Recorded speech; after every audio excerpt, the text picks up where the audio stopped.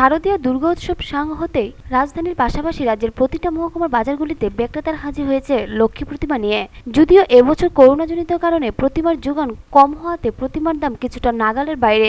বিগত বছরের তুলনায় এবছর মূর্তির দাম অনেকটাই বেশি বলে জানান ক্রেতা বিক্রেতা উভয়ে। তাছাড়াও কিছু কিছু বিক্রেতারা জানান মূর্তি তৈরি থেকে রং, সাজ সরঞ্জাম সবকিছুই দামি এবার একটু ঊর্ধ্বমুখী, আর সেই কারণে তাদেরও মূর্তি বিক্রি করতে হচ্ছে একটু চড়া দামেই। তবে এবছর এখনও বাজার তেমন জমে ওঠেনি। বিক্রেতারা বাজারগুলিতে পসরা সাজিয়ে বসলেও ক্রেতার দেখা পাওয়া ভার। ক্রেতা আসলেও দাম শুনে চলে যাচ্ছেন। এবার ছোটদের প্রতিমাগুলির দামই 150 থেকে 200 টাকা, আর তার উপর একটু বড় প্রতিমাগুলির দাম 300 এমনকি 500 টাকাও। সোনামুড়া মহকুমার মূল বাজারে প্রতিমা নিয়ে আসা জৈনিক বিক্রেতা জানান, মেলাঘর থেকে তিনি অনেক প্রতিমা নিয়ে সোনামুড়া বাজারে পসরা সাজিয়ে বসেছেন, কিন্তু এখনো অবধি সেরকম কোনো বিক্রি হয়নি। অন্যান্য বছর এমন সময় প্রায় অর্ধেক মূর্তি ওনার বিক্রি হয়ে যায়, তবে তিনি আশা ছাড়েননি। আরও 2 দিন বাকি রয়েছে বলে উনি আশায় বুক পাচ্ছেন। মূর্তির দর এমনি পাইকারি বেশি, কিন্তু কখনো কাস্টমারে বেশি করতেছে না, কমই করতেছে রেট। কিরকম রেট পড়ে? ও অন্য বছর থেকে অনেক কম রেট করতেছে। কম মানে কিরকম? যে মালটা 300 টাকা কিনে আমরা এই 200 টাকা করে চলে যাচ্ছে।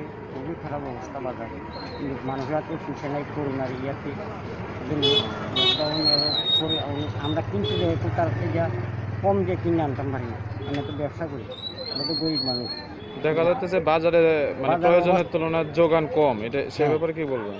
হ্যাঁ, প্রয়োজনের তুলনায় যোগানটা অনেক কম মূর্তির, সে ব্যাপারে এটা তো মূর্তিটা তো ধরেন না যে অবস্থা হয়েছে, কিন্তু যতটুকু যাও না কথা এতটুকু অনেক পর্যন্ত বেচা কিনা। আরো তো 1-2 দিন আছে না? হ্যাঁ, 1-2 দিন আছে, ওইগুলো 2 দিনে মানুষের খুশি নাই কয়। এখন আমরা তো কিনতে যাই, সেটা তো আনন্দ লাগে ইয়ে হইলা না আইনেও পারি না।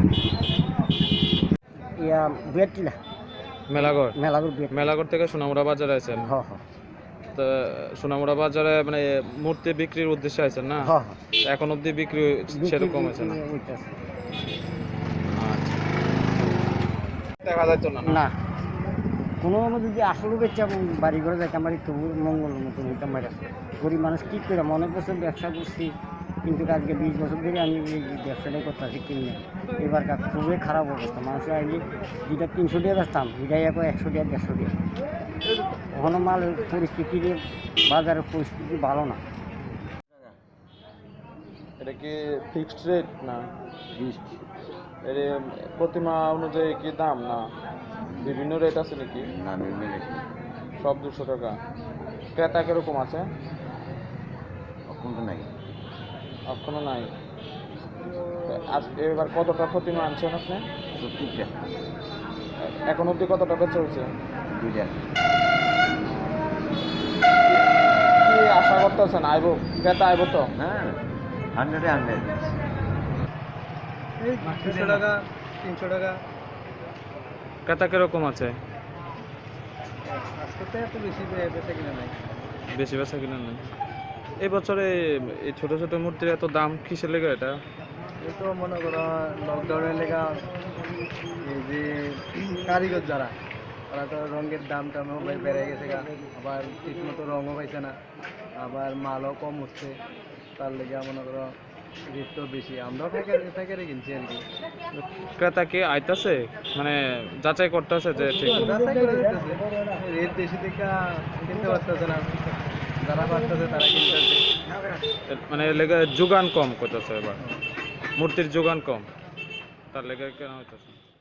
এদিকে বাজার ও অন্যান্য ফল সামগ্রী সহ আনুষঙ্গিক বিষয়গুলোর দাম একটু চড়া, তাই প্রয়োজন থাকলেও সামান্যতে সন্তুষ্ট হতে হচ্ছে ক্রেতাদের।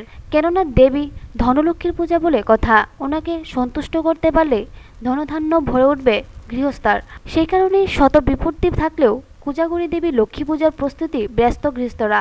ফল বিক্রেতারাও জানান, অন্যান্য বছর তুলনায় এবছর ফলের দাম সামান্য বৃদ্ধি পেয়েছে, আর সেজন্য বিক্রি হচ্ছে কম। অনেক দাম, অনেক দাম। হ্যাঁ দামটা অনেক বাড়ছে এখন। মূর্তি কিনছেন? মূর্তি কিনি না, এখন কিনবো। মূর্তি আগের থেকে অনেক তুলনায় অনেক দাম। কি মানে কিরকম কি লেগে দামটা বৃদ্ধি হইতেছে? এই তো করোনা মহামারীর লেগে তো দাম হয়েছে না, জিনিসপত্রের দাম অনেক বাড়ছে এখন। তাহলে আপনারা মানে প্রয়োজনের তুলনায় অনেক সামান্য সামান্য নিচ্ছেন বাড়িতে? হ্যাঁ, সামান্য সামান্য। আচ্ছা, মানে পুজোর লেগা করতে লাগবো তার লেগে। হ্যাঁ হ্যাঁ, আগের তুলনায় অনেক কম নিচ্ছে।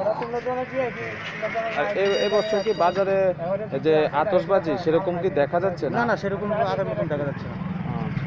অপরদিকে অন্য একটি বিষয় হচ্ছে এবছর বাজারগুলিতে দেখা পাওয়া ভার আতশবাজের। সচরাচর বাজারগুলিতে দেখা যাচ্ছে না আতশবাজির পসরা সাজিয়ে বসা দোকানিরা।